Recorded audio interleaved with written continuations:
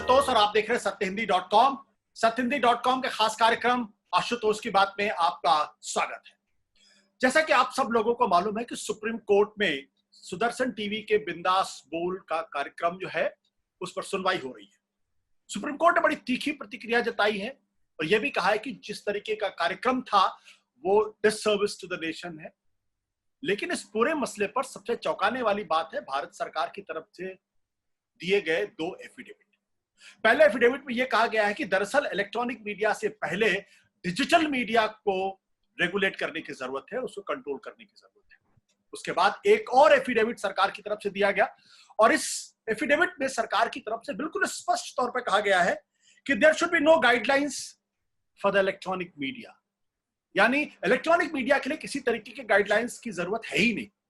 और अगर है जरूरत तो उसके लिए संसद है, पॉलिटिशियंस हैं, पॉलिटिक्स उसको देख लेगी।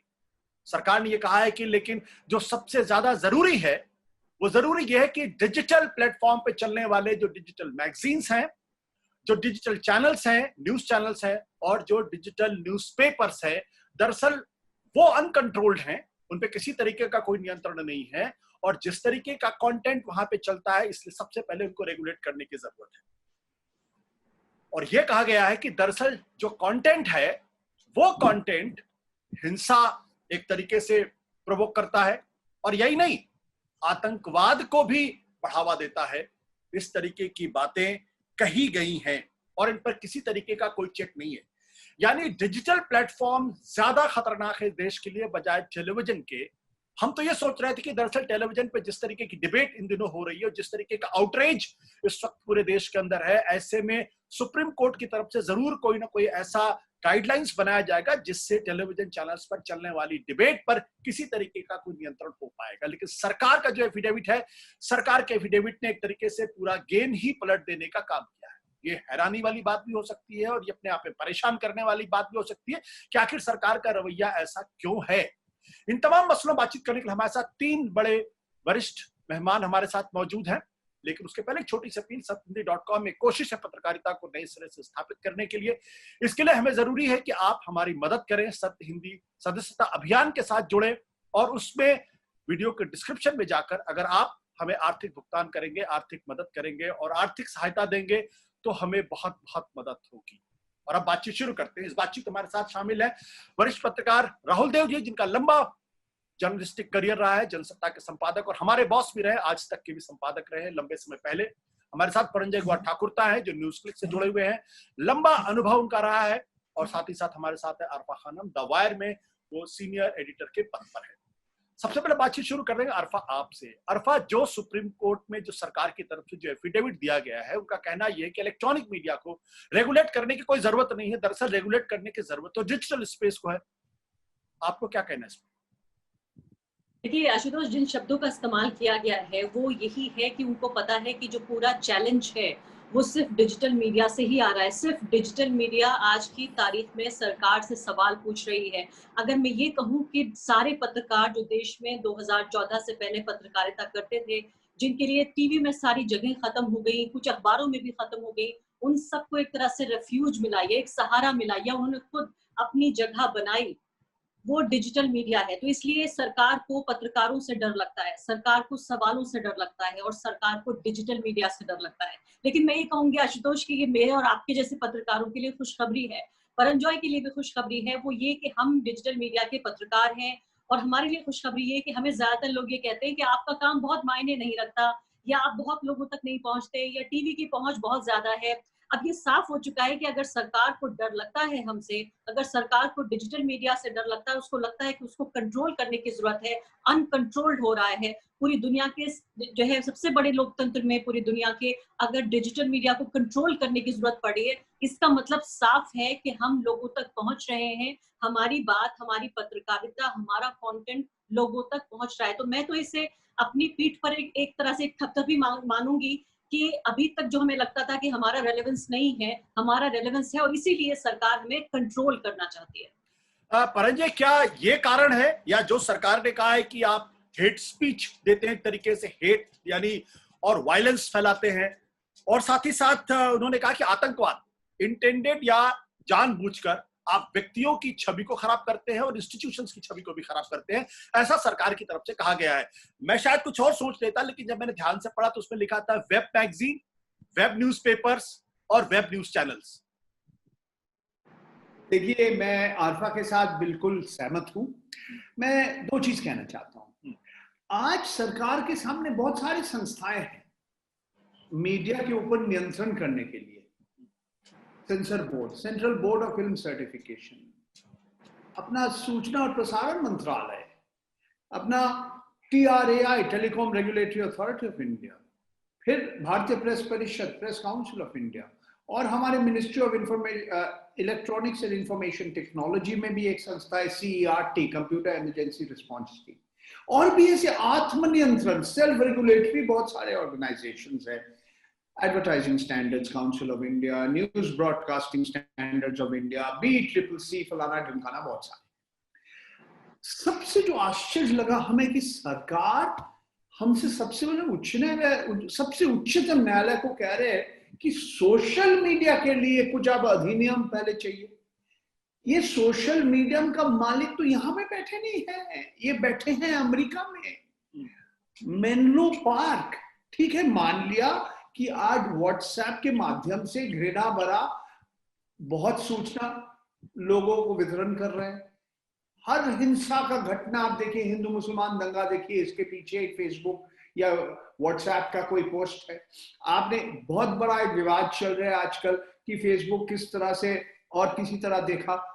तो भारत सरकार क्या कर सकते हैं, सुप्रीम कोर्ट क्या करेंगे कि फेसबुक भारतवर्ष का जो कानून है, जो इंडियन पिनल कोड है, जो क्रिमिनल प्रोसीजर कोड, वो मानते हैं? वो मानना भूल लीजिए। अपना वो जो स्टैंडर्ड है, अपने जो अधिनियम है, अपने जो कम्युनिटी स्टैंडर्ड है, वो वही खुद नहीं मान रहे। जब लोग बताते हैं, सवाल उठाते हैं, तब फिर आप अपना कपिल मिश्रा क्या कहा था, अनंत कुमार हेगड़े ने क्या कहा था, T राजा सिंह ने क्या था, उनका पोस्ट आप नीचे कर रहे हैं। तो आप नियंत्रण करना तो बहुत ही आसान। आप कहना है कि आप पहले गाइडलाइंस बनिए, अधिनियम बने, कैसे, कौन नियंत्रण करेगा? सरकार सचमुच क्या ऑस्ट्रेलिया में जो कह रहे हैं, जो अमेरिका में अपने राष्ट्रपति वहां का डोनाल्ड ट्रंप का ट्विटर ने हटा दिया, फेसबुक ने नहीं हटाया। तो ये बहुत ही जटिल प्रश्न है।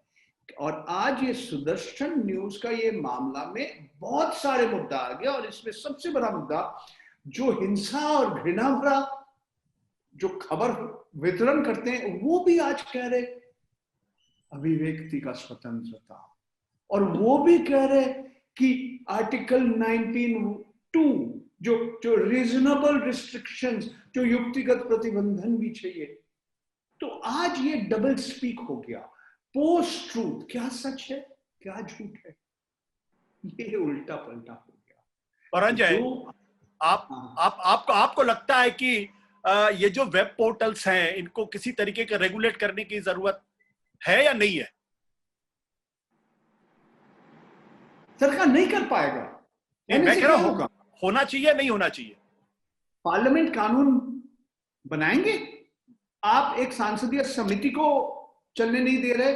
आप दिल्ली विधानसभा में एक समिति का गठन किया, जब फेसबुक का वाइस प्रेसिडेंट और मैनेजिंग डायरेक्टर को आपने बुलाया, वो खुद कहा कि हम नहीं आएंगे आपके पास। कहना आसान है, आप कैसे करेंगे ये अलग बात है। आप लोगों से बात कीजिए ना। ये सुदर्शन टीवी का मामला के बाद अचानक आप पूरा एक समुदाय के लोगों को आपने इस्लामोफोबिया आप फैलाने चाहते हैं, और आप फिर कह रहे हैं मेरा भी अभिव्यक्ति का स्वतंत्रता। बट अभिव्यक्ति की स्वतंत्रता तो हर आदमी के पास। आरफा जी, छोटी सी बात मैं ये कहना चाहती हूँ आशुतोष, इसमें खासकर जो आतंकवाद वाला हिस्सा आया है, आप ही देखिए आशुतोष के आज की तारीख में जो भी सरकार के विरोध में खड़ा हुआ है, पत्रकार तो बाय डिजाइन एंटी एस्टेब्लिशमेंट होते हैं। हमारा तो काम ही है, हम तो परमानेंट ऑपोजिशन है। ऑपोजिशन की पार्टियां बदलती रहती हैं, हम नहीं बदलते। हम 2014 से भी पहले भी ऑपोजिशन में बैठे थे, और जब ये सरकार चली जाएगी, ये पार्टी चली जाएगी, तब भी हम ऑपोजिशन में बैठेंगे। लेकिन अब हो ये गया है, नया नैरेटिव ये है कि जो भी सरकार की आलोचना करता है या उस पर सवाल उठाता है, वो आतंकवादी बन जाता है। चाहे वो CAA का विरोध कर रहे प्रोटेस्टर स्टूडेंट्स हो, चाहे वो किसान हो। अभी जो भाजपा समर्थक कंगना रनावत है, उन्होंने ये कह दिया है कि किसान आतंकवाद कर रहे हैं। तो आप ये सोचिए कि वो जो CAA का विरोध कर रहे थे वो आतंकवादी थे, किसान आतंकवादी हैं, और अब पत्रकार भी आतंकवादी हो गए हैं, डिजिटल पत्रकार। तो ये पूरा नैरेटिव साथ में दिख रहा है। और दूसरी एक अहम बात, जिस आप रेगुलेशन का जिक्र करें, मुझे आप ये बताइए कि डिजिटल जो जर्नलिस्ट हैं उनके ऊपर देश का कौन सा ऐसा कानून है जो लागू नहीं होता है? और अगर नहीं लागू होता तो पिछले 5 साल का ब्यौरा निकाल लीजिए आप, कौन सा ऐसा डिजिटल प्लेटफॉर्म बचा है जिसके किसी ना किसी पत्रकार पर हमला ना हुआ हो, जिसको कोर्ट में ना घसीटा गया हो। मैं आपके सामने खुद बैठी हुई हूँ, 2-2, 3-3 मामलों में घसीटा गया, क्विंट के पत्रकारों को घसीटा गया, स्क्रोल के पत्रकारों को घसीटा गया। तो ये साफ तौर पे पता चलता है कि और हम देश के नागरिक हैं, अगर कोई भी चीज हम करते हैं देश के खिलाफ तो सारे कानून हम पर लागू होते हैं। बिल्कुल आरिफा। राहुल जी, आपसे 2 सवाल। पहला सवाल ये कि जो सरकार का ये कहना है कि भाई इलेक्ट्रॉनिक मीडिया पे किसी तरीके की कोई गाइडलाइंस की जरूरत नहीं है, क्या आप इस राय से सहमत है?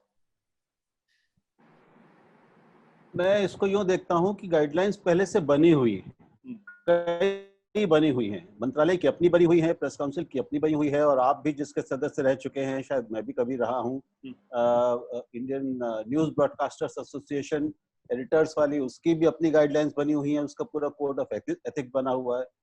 तो अब और कौन सी नई गाइडलाइंस आ जाएंगी जो उसको चलाएंगी? सवाल गाइडलाइंस की कमी का नहीं है, सवाल यह है कि उनको लागू कौन करेगा, कितनी ईमानदारी से करेगा, कितने लोग, क्या सब लोग उसको मानेंगे? लोग जब प्रेस काउंसिल के नहीं मानते, और अब हम देख रहे हैं कि सुप्रीम कोर्ट को भी एक तरह से डिफाई करने की नौबत आ रही है, और उससे पहले भी बहुत लोग कर चुके हैं। ऐसा नहीं कि हम अभिव्यक्ति की आजादी के नाम पर शहीद होने के बहुत से उदाहरण हम देख चुके हैं जी। तो ये कोई पहला नहीं। इसलिए ये जो परंजय कह रहे हैं वो इतनी जटिल है समस्या कि आप देखिए कि अमेरिका भी नहीं कर पा रहा है। या तो आप चीन हो जाएं, या कि आप बिल्कुल दीवार खड़ी कर दें कि कोई भी पश्चिमी इस तरह का नेटवर्क और कोई सर्विस आएगी ही नहीं, चलेगी ही नहीं हमारे देश में। लेकिन एक बार आपने उनको अंदर आने दिया, और उनके साथ जो देखिए समस्या क्या है कि हेट स्पीच के साथ वो क्यों फैलती है, उस पे फैलने का एक ये है कि जितने ज्यादा लोग उसको फैलाते हैं, जितने ज्यादा लोग उसको देखते हैं, इसमें यूट्यूब भी शामिल है, इसमें दूसरे प्लेटफॉर्म भी शामिल हैं, इससे उनको ऐड ज्यादा मिलते हैं, उनकी व्यूअरशिप आईबॉल्स ज्यादा बढ़ती हैं, और ये काम एल्गोरिदम्स करती हैं, कोई आदमी बैठ के नहीं करता वहां। तो जब तक, और एल्गोरिदम्स ऐसे करती हैं, उससे उनको पैसा मिलता है। तो जब तक इस रिश्ते को नहीं तोड़ा जाएगा जी, तब तक ये करना बड़ा कठिन है। जरूरत तो है, आपने एक सवाल पूछा जरूरत रेगुलेट करने की है कि नहीं, बहुत सख्त जरूरत है, लेकिन सवाल ये कि कौन करेगा और कैसे करेगा। तो एक रास्ता है कि अंततः हमें बहुत ज्यादा रेगुलेशन और कानून और इन सब के चक्कर में ना पड़ते हुए यही आशा करनी पड़ेगी कि हर चीज का एक दौर होता है, धीरे धीरे शायद इससे भी लोग उबेंगे या उससे प्रभावित होना कुछ कम करेंगे, और उसके साथ जो हो सकता है वो ठीक है। आरफा ठीक कह रही कि कानून तो सारे हैं, हर कानून हर उसके उल्लंघन करने वाले पे लागू होता है। राहुल जी, अगर ये जो सुप्रीम कोर्ट में जो सरकार का जो एफिडेविट है, अगर इसकी फाइन लाइन अगर आप देखें, अगर ध्यान से अगर इसको पढ़ें, तो ऐसा लगता है जैसे सरकार का जो इंटेंट है वो थोड़ा क्वेश्चनेबल है। क्वेश्चनेबल इसलिए है क्योंकि जिस इलेक्ट्रॉनिक मीडिया को लेकर पूरे देश के अंदर एक आउटरेज है, और वो बहुत सही आउटरेज है।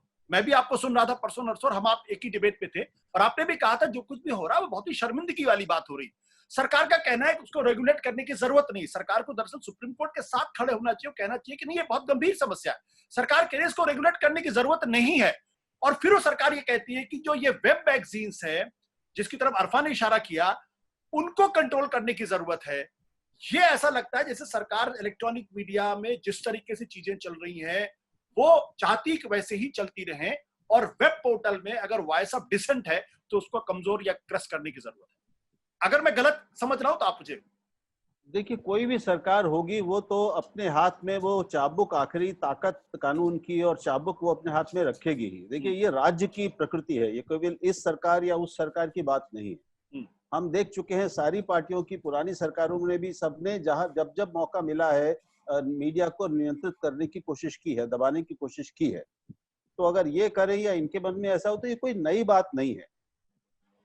लेकिन सवाल यह है कि सरकार का सुप्रीम कोर्ट से ये कहना है कि आप उनके लिए कुछ गाइडलाइन बनाइए, अगर उन्होंने ऐसा इस तरह से कुछ कहा है नहीं, उन्होंने तो कहा ये कि बहुत अजीब, सरकार ने ये बहुत कहा है कि अजीब चीज है। इलेक्ट्रॉनिक मीडिया के लिए आपको गाइडलाइन बनाने की जरूरत नहीं है, जो हाँ। डिजिटल प्लेटफॉर्म्स पे न्यूज चैनल्स है उनको कंट्रोल करने की जरूरत, उनको रेगुलेट तो करने की। उनको अगर सरकार का मतलब ये है कि ये काम वो चाहती है कि सुप्रीम कोर्ट करे, कि उनको कंट्रोल करने के कुछ तरीके खोजे, कुछ गाइडलाइंस बनाए, कुछ एक ढांचा बनाए, तो ये गलत बात है।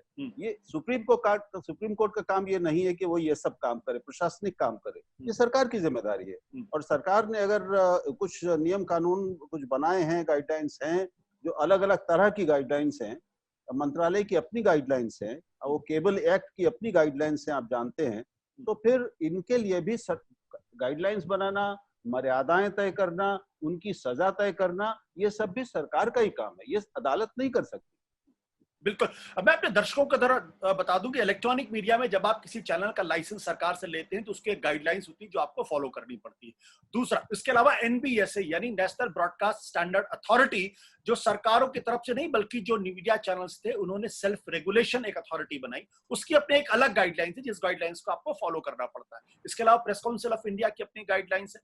लेकिन प्रश्न ये उठता है कि इन तमाम गाइडलाइंस होने के बावजूद भी ये टीवी चैनल्स इन गाइडलाइंस को नहीं मानते हैं, और हमारे और आप जैसे लोग ये सोचते हैं कि जो कुछ भी इन दिनों टीवी चैनल्स पे चल रहा है वो दरअसल समाज को कहीं ना कहीं तोड़ने वाली भाषा में बात कर रहा है। एक समाज, सुप्रीम कोर्ट ने खुद कहा है, एक कम्युनिटी विशेष को टारगेट करने की कोशिश की जा रही है।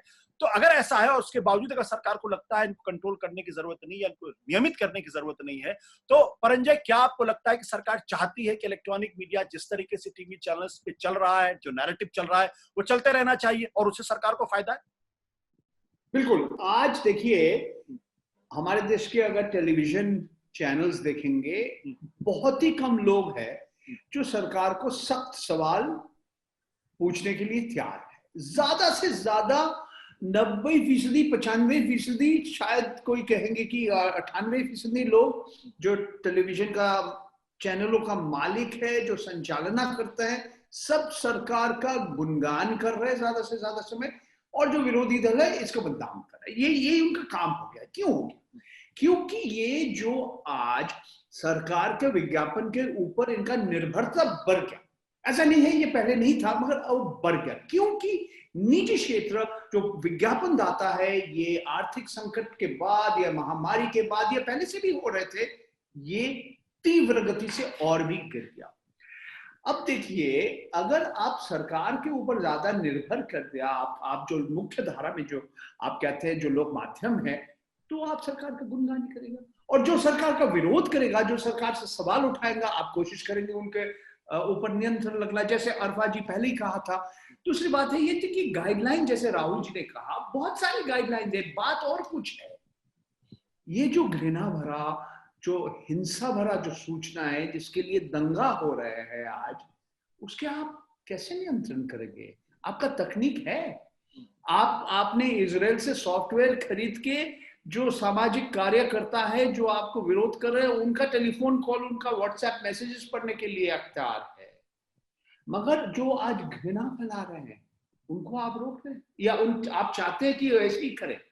तो एक तरह से आप दिखाने के लिए कुछ कह रहे हैं, मगर जो असलियत है, जो एक्चुअल द फैक्ट्स, जो रियलिटी है, जो वास्तव है, और कुछ है। और मैं हमारे जो राहुल जी, आफा जी से बिल्कुल सहमत हूँ, ये दिखाने के लिए बहुत कुछ कर रहे हैं। आज हमारे देश का जो लोक माध्यम, ये एकदम जिस तरह से एक पूरा समुदाय के लोगों को एकदम राक्षस बना दिया, और लोगों के मन के अंदर जिस तरह से विष फैला दिया, पूरा एक हमारे जनरेशन ऑफ यंग पीपल जो अल्प उम्र के, आप देखिए इनका प्रभाव कितना है। आप जानते हैं, व्हाट्सएप खुद कहते हैं हमारे 45 करोड़ से ज्यादा उपभोक्ता है। मैं इस विषय के ऊपर पूरा किताब मैंने लिखा, किस तरह से ये सोशल मीडिया एक हथियार बन गया। ये सिर्फ लोगों का व्यवहार नहीं, कौन सा कपड़ा अरफा जी पहन रहे, कौन सा उनको खाना पसंद है राहुल जी का, कौन सा अभिनेता पसंद है, कौन सा गाना सुनने पसंद है, नहीं, लोगों का राजनीतिक विचारधारा के ऊपर आज इन लोग बारीकी से सर्वे कर रहे हैं, समीक्षा कर रहे हैं। बिल्कुल बिल्कुल। और हमारे जो एक के बाद एक लेकर आए, हमारा निर्वाचन आयोग तो कुछ नहीं कर रहे। जो हमारे सत्ता में है, जो सत्ताधारी दल है, इनके समर्थक कितने पैसा खर्च कर रहे हैं विज्ञापन के ऊपर। तो विज्ञापन निर्वाचन सदन के खाता में नहीं आ रही। परंज जी, आप जो बात कह रहे थे, राहुल जी इसमें कुछ बोलना चाहते थे, उसके बाद मैं अरफा के पास जाऊंगा, उन्होंने भी कुछ बोलना है। लेकिन राहुल जी, आप कहें उसके पहले मैं एक चीज जोड़ना चाहता हूं। सुदर्शन टीवी के मसले पर हाईकोर्ट से मसला, हाईकोर्ट ने कहा कि सरकार इसको देख ले किस तरीके से करना है। सरकार ने उसके बाद उसको पास भी कर दिया और कहा कि भाई आप कानून के हिसाब से चलिए। और सरकार के परमिशन के बाद सुदर्शन टीवी चला और उसके बाद सुप्रीम कोर्ट को उस पर रोक लगानी पड़ी। क्या ये कनेक्शन कुछ दिखाता है कि दरअसल क्या सरकार चाहती थी कि सुदर्शन टीवी का वो कार्यक्रम चले? देखिए, वो तो एक बहुत स्पष्ट राजनीति है, वो हम सब जानते हैं कि जिन लोगों को सुदर्शन टीवी का कंटेंट अपील करता है, पसंद आता है, वो हिंदूवादी जनमानस है, उसको वो अपील करते हैं। उसमें मुसलमानों और इस्लाम को लेकर जो कई डर, कई पूर्वाग्रह वो भरे हुए हैं, उनको वो उकसाते हैं और उनको दर्शक मिलते हैं और राजनीतिक दलों या कुछ संगठनों को उससे समर्थक मिलते हैं। लेकिन मैं कहना ये चाहता था कि ये इतना एकांगी और एक पक्षीय नहीं है जितना हम कह रहे हैं या जितना हम कई बार हमको लगता है। इन्हीं सब का इस्तेमाल मुस्लिम आतंकवाद फैलाने के लिए भी होता है। व्हाट्सएप का इस्तेमाल आप जानते हैं कि वो देश विरोधी गतिविधियों के लिए भी होता है। इन सब के इस्तेमाल उनके अपने समर्थकों के गुट हैं, विदेशी शक्तियां हैं, उनके यहाँ पर समर्थक हैं, वो सब इसी टेक्नोलॉजी का इस्तेमाल करते हैं। जो इंडोक्ट्रिनेशन होता है वो भी इसी टेक्नोलॉजी के माध्यम से होता है, इन्हीं मंचों के माध्यम से होता है। तो ये इतना एकांगी, एक पक्षी हम बनाएंगे तो गड़बड़ होगा। और परुंजय कह रहे हैं कि सरकार के पास ये तकनीक है कि वो मॉनिटर करती है, वो लगातार करती है। उसके सामने कुछ लोग हैं जिनको वो लक्षित करती है, उनकी हर गतिविधि को मॉनिटर करती है। और वो गतिविधियां, वो जो मॉनिटर करने के तरीके होते हैं, जो नतीजे निकलते हैं, वो अदालतों में भी कई बार पहुंचते हैं। वो पुलिस की जांच का, एजेंसियों की जांच के हिस्से बनते हैं। ये सब है, एक हद तक किया जा सकता है। तो ये एक अभी अब आप देखिए कि अमेरिका जैसा देश भी, दूसरे और देश भी पूरी तरह इन चीजों को रोक नहीं पाते हैं। तो एक नया जानवर इस जंगल में आ गया है जो बिल्कुल अनियंत्रित है, रोज अपना रूप बदलता है, वो वायरस की तरह और कोविड की तरह, और नए नए तरीकों से, नए नए रूपों से वो लोगों को दिलो दिमाग पर हमला करता है। उसके पीछे लोग हैं, शक्तियां हैं। तो इसको एक समग्रता में हम देखेंगे तो बेहतर होगा। आरफा, जो बात राहुल जी कह रहे हैं, आप उनसे सहमत हैं? देखिए, मैं सहमत भी हूँ और नहीं भी हूँ। मुझे लगता है कि दूसरा पक्ष इस वक्त जब वो आएगा तब हम देखेंगे, और उसके लिए देश में कानून है। अगर कोई आतंकवाद को बढ़ावा दे रहा है या जो ताकतें हैं, इसीलिए तो हम सरकार चुनते हैं, इसीलिए तो हम चुन के 5 साल में सरकार ओवैसी के भाषण है आरफा, ओवैसी के भाषण है, उनके भाई के भाषण है, बहुत सारे हैं, यूट्यूब पड़ा है। आप देखिए कितना उन पर बवाल होता है, कितनी चीजें, क्या क्या कहते हैं। मैं कहती हूँ वो जेल की सजा काट के आए हैं। जो अकबर ओवैसी हैं वो जेल की सजा काट के आए हैं, लेकिन सुदर्शन टीवी के मालिक जेल नहीं गए, बल्कि सरकार उन्हें समर्थन कर रही है। मैं तो कहती हूँ कि उनकी भी गिरफ्तारी वगैरह हुई है, गिरफ्तार हुए हैं वो। इस मामले में राहुल जी, अच्छा होता कि इस मामले में होती, उनके ऊपर कुछ और मामले लगे थे तब हुआ, लेकिन इसमें सरकार जो है वो समर्थन कर रही है। कोर्ट दे सकती है सजा उनको, बिल्कुल, ओवैसियों को और सुदर्शन को, दोनों को। मैं सिर्फ फर्क इसमें है, इतना है राहुल जी, मैं कह रही हूँ कि एक पक्ष को सरकार अरफा एक बार बोले, फिर उसके बाद आप अपना कमेंट दे दीजिएगा प्लीज। जी, मैं ये कहना चाह रही हूँ आशुतोष के एक जो पक्ष है उसको स्टेट पावर मिली हुई है, स्टेट का सपोर्ट है।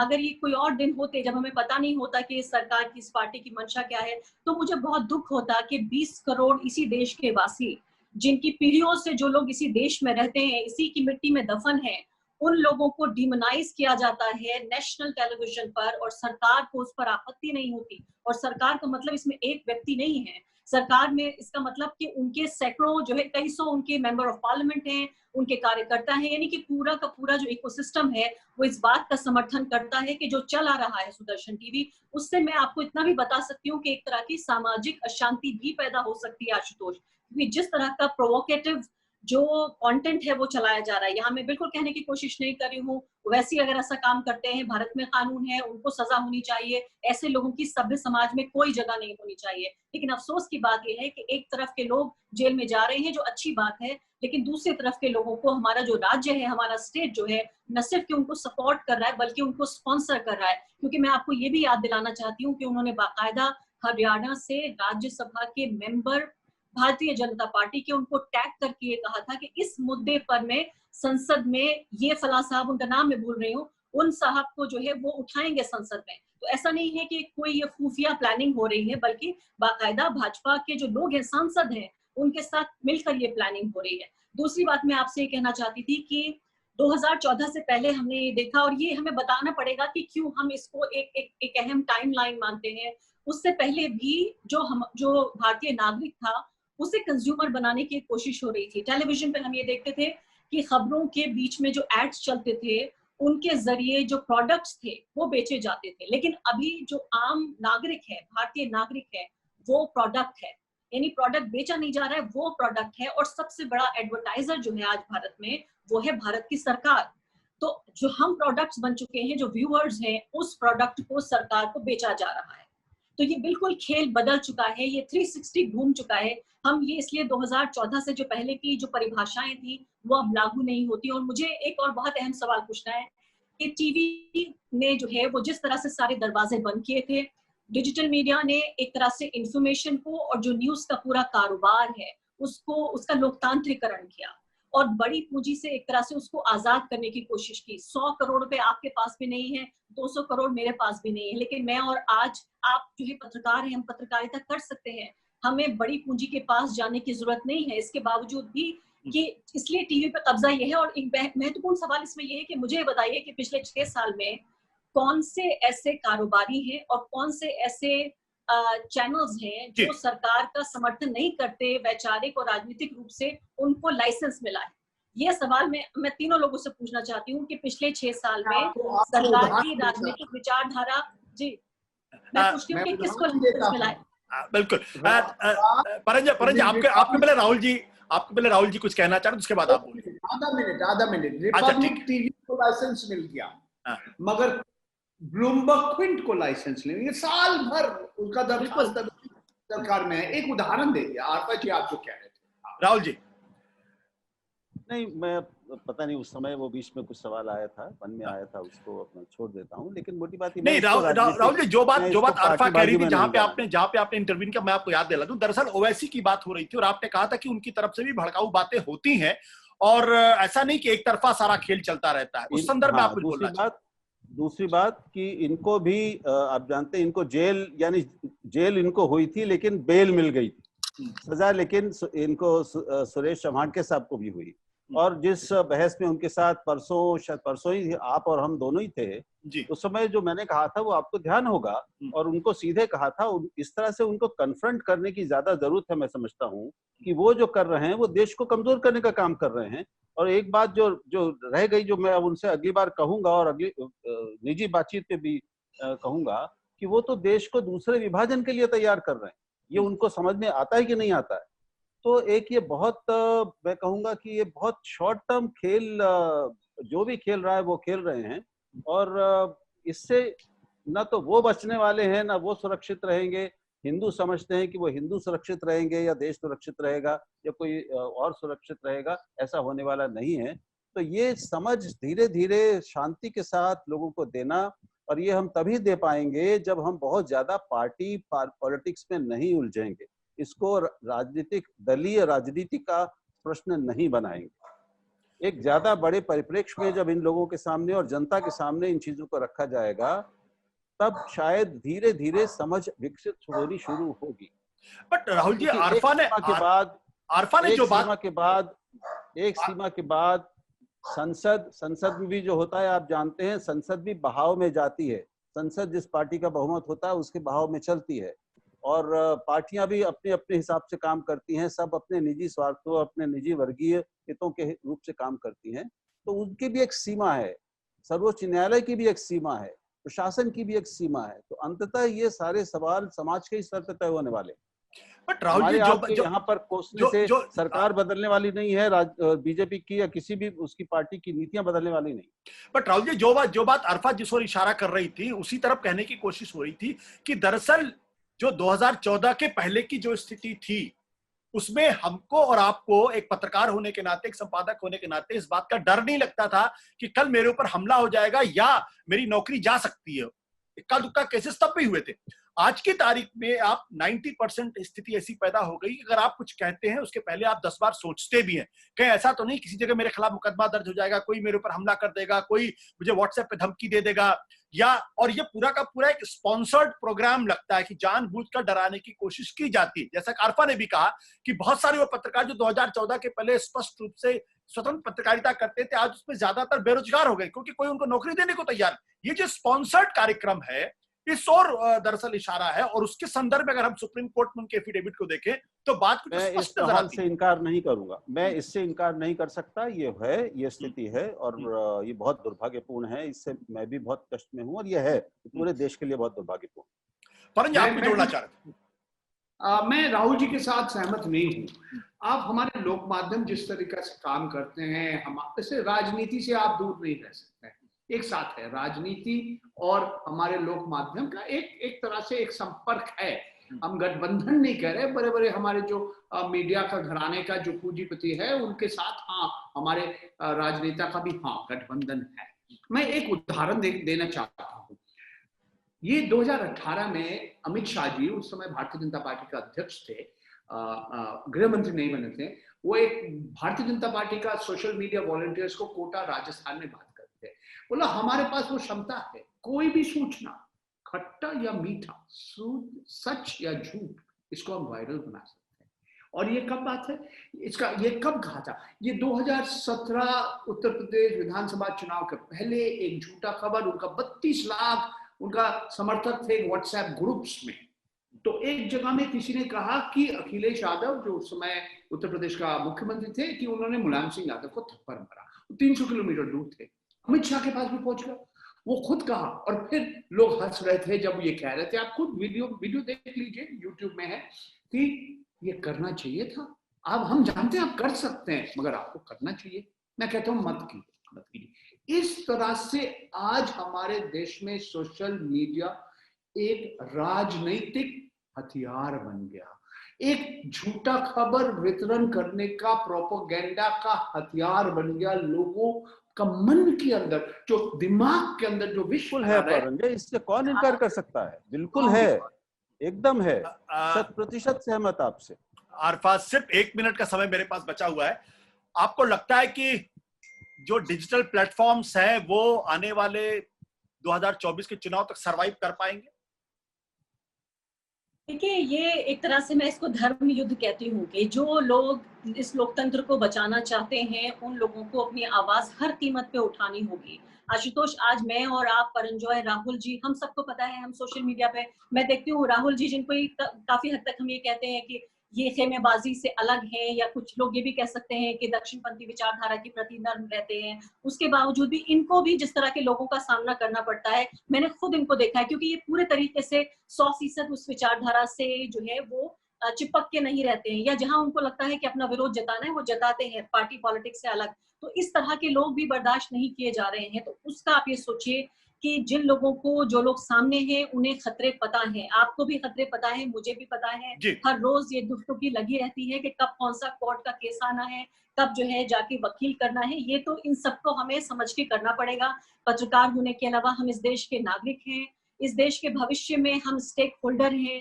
न सिर्फ कि हमारी पुरानी पीढ़ियां यहाँ थी, हम ये चाहते हैं कि हमारी आने वाली पीढ़ियां भी इस देश में ही हो। तो देश को बचाना है, पत्रकारिता को बचाना है, इसके लिए हमें ये इस तरह से अपना एक पक्ष रखना होगा। राहुल जी, सिर्फ 10 सेकंड हमारे पास, आधा मिनट दूंगा आशुतोष, अगर इजाजत हो तो। बहुत अच्छी बात कही अरफा ने। मैं सिर्फ उसमें ये जोड़ूंगा कि जब हम पत्रकार के रूप में सीधे सीधे पार्टी या सरकार के पक्ष और विपक्ष में आ जाते हैं, तो हम दोनों पक्ष के आए बिल्कुल, तो और उसकी ओर से बोलने लगे। अगर हम विपक्ष की तरह बोलने लगे या पक्ष की तरह बोलने लगे तो नुकसान हमारा होता है, नुकसान पत्रकारिता का होता है। थोड़ा सा दोनों से दूरी बना के बीच की अगर हम थोड़ी सी बात करें, आलोचना करते हुए, लेकिन एकदम सीधे सीधे अगर दिखने लगे कि हमारी हर बात, हमारी पूरी निगाह में सिर्फ वो एक निशाने पर एक है, एक ही चीज है, एक ही पार्टी है, एक ही सरकार है या सरकार के विरोधी हैं, तो फिर बात गड़बड़ होती है, उससे नुकसान हमारा होता है। राहुल जी बहुत बहुत बहुत बहुत शुक्रिया, बहुत बहुत शुक्रिया। हमारे पास बिल्कुल समय नहीं, I am sorry, extremely sorry, zoom की अपनी एक सीमा है, फौरन कट जाएगा। नमस्कार, धन्यवाद। मैं सिर्फ इतना कहना चाहती हूँ कि राहुल देव जी जैसे लोगों से पत्रकारिता मेरे जैसे लोगों ने सीखी है, उनके जरिए जो भी बात कही गई है उस सराखों पर।